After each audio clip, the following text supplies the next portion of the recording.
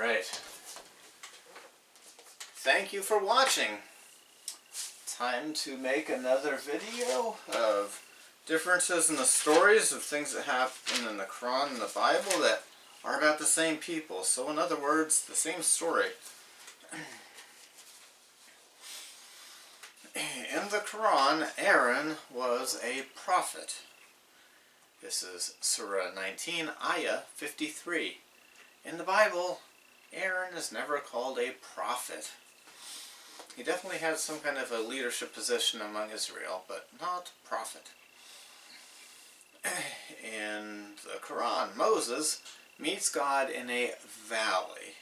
In the Quran, Moses brings up the idea of using Aaron. In the Bible, Moses meets God in a mountain, or on a mountain. Actually, in the King James Version, it says the angel of God. There's an example of a error in translation. The Joseph Smith translation lets us know it was a God, not an angel, that was in the burning bush. And God brings up the idea of Aaron after Moses drags his feet. Yes. So, was it a mountain, up in a mountain, or down in a valley? Mountain, valley. You get a different answer depending on which book you go to. And that's Surah 20, Ayah 9 through Ayah 30, where we get this information in the Quran. And yeah, Moses was dragging his feet. Moses was saying, I don't know if the people are going to believe me, follow me. You sure you got the right one? I don't speak really well. And then God said, I'm going to give you Aaron so you can get this job done. In the Quran, Moses isn't worried about whether the Israelites are going to believe him. And it's Surah 20 where we read that. But Moses was worried about whether the Israelites would follow him and believe that he was a prophet. In Exodus 3 is where we read that. In the Quran, Moses is trying to expel the Egyptians from Egypt. That's Surah 20, Ayah 59. In the Bible, Moses and Israel want to leave Egypt. Big difference. Kicking out the Egyptians and controlling Egypt, or just getting out of Egypt and leaving the Egyptians alone to themselves. In the Quran, Pharaoh's sorcerers are converted and threatened with some uniquely Islamic punishments. Surah 20, Ayah 70. Alright. If those sorcerers were converted, that would be a beautiful thing, a fun part to the story. The Bible does not tell us if they were or were not converted. So this is one part of the story that the Bible is, on which the Bible is silent. But man, it's could be such an important detail that I would think the Bible would have told us if it happened. But and the punishments that Pharaoh threatened with were crucifixion or cutting off hands and feet on opposite sides. Cutting off hands and feet on opposite sides never happens to anyone in the Bible. And crucifixion, that was a Roman creation. Maybe there were people who killed kings, dictators, generals, killed people that didn't want them, but to kill them in that way, to the best of my knowledge, there is no historical evidence of anyone crucifying before the Romans.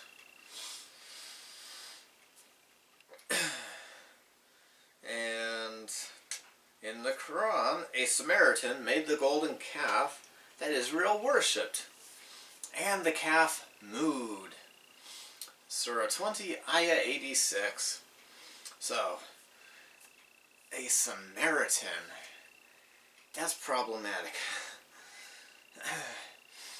The Samaritans did not exist as a unique people until about 600 BC.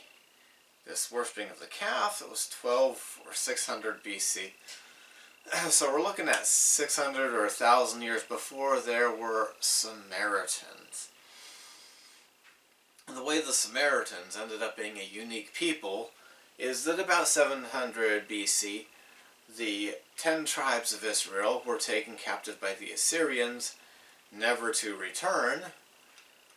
And 100 years later, the Babylonians took Judea and Jerusalem. They killed a lot of Jews. They took control of the place. They exiled many Jews to Babylon, but not every single last individual Jewish human was taken. There were some left behind. Some of those who left behind intermarried with Babylonians who came into the conquered territory and other people. And when the Jews returned from Babylon, these Samaritans had become to be a separate and distinct people who, 600 years later, when Jesus Christ walked the earth, had strong animosities towards each other. But, so there were not Samaritans as a unique people group at that time. The calf mooed. The Bible does not say explicitly it did not moo. Would have been a fun fact for the Bible to include if it did. Maybe there's somebody yelling at their computer right now. Why did they worship it? Why would they have worshipped it if it didn't move? If it just sat there? Really? Idol worshippers don't need idols to make sounds for them to want to worship it. There are a lot of people willing to worship a solid piece of material, whether it's clay, metal, wood, that doesn't move and doesn't do anything. In the Quran, let's see, in the Quran, Satan's goal is to get Adam and Eve out of the Garden of Eden, and the Garden of Eden is high. And Adam and Eve eat the tree of immortality. Okay, that's Surah 20, Ayah 120. Now, the Bible doesn't tell us the elevation of the Garden of Eden. So, here's a minor difference, which also contradicts a previous chapter in the Quran that I already covered in one of my previous videos about the location of the Garden of Eden. Satan's goal in the Bible is to get them to eat the fruit and know good and evil like gods, like the gods. Eat fruit, understand good and evil. That's it. Doesn't say in the Bible he's trying to get them out of the garden. And the tree they ate, they did not eat the tree of immortality. It was a tree of the knowledge of good and evil. In fact, there was a tree of immortality which they were prevented from eating. Okay, in the Quran, God orders Adam to be worshipped and Satan refuses. Surah 20, Ayah 116. This never happened. Oh boy. One thing I've noticed is the Quran has a lot of repeat stories. And sometimes it takes a different angle, gives you different details about these stories. Repeat story where God violates La ilaha laha. La ilaha wa laha. Which means, what I was trying to say means, none has the right to be worshipped but Allah. So God would be committing shirk. God would be encouraging idol worship. If he told angels or spirits to worship Adam. Alright. In the Quran, Satan gives words to prophets. Surah 22, Ayah 53. And in the Quran, it claims that it always happens.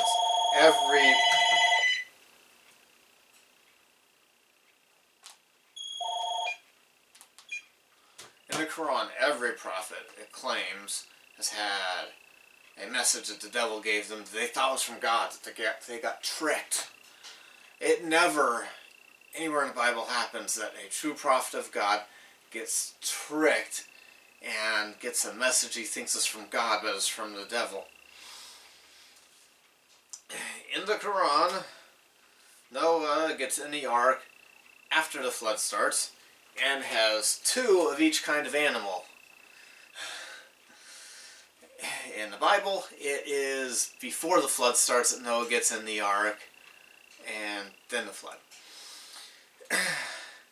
And 2 of each kind is the little children's, little kids' Bible storybook version of it, where there's 1 sentence per page, where there are lots of drawings and pictures, where the ark is so small that the elephant can't fit inside and is up on top of the ark, taking up about half of the deck space.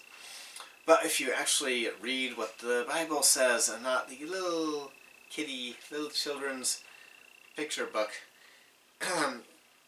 it was 4 of the unclean kind in pairs of male and female, and 14 of the clean kind in pairs of male and female that Noah brought onto the ark. In the Quran, people who disbelieved Moses were utterly destroyed.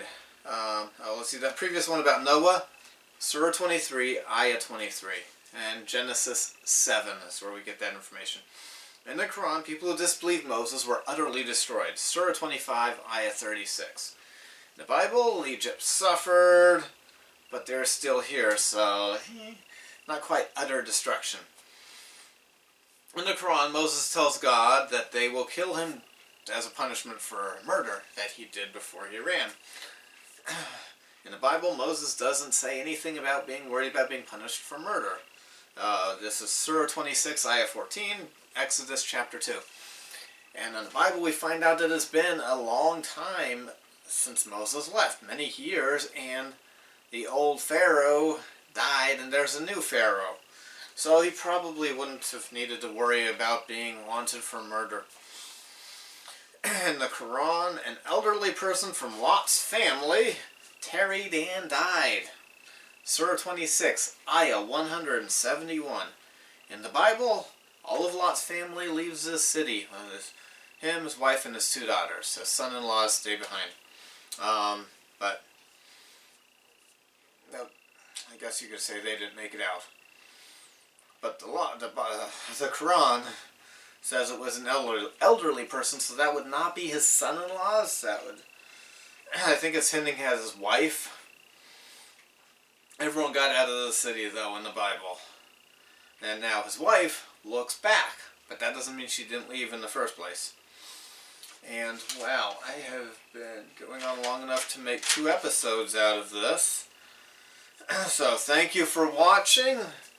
And if you have an opinion about what Islamic book would be most important for me to read as my civic duty to the world to help people understand Islam, please follow the link in the description to another video I've made where I am trying to get people's opinions in the comments of that video to help me decide what I will read next as one of my next projects on YouTube. Thank you. Thank you. Have a good day. And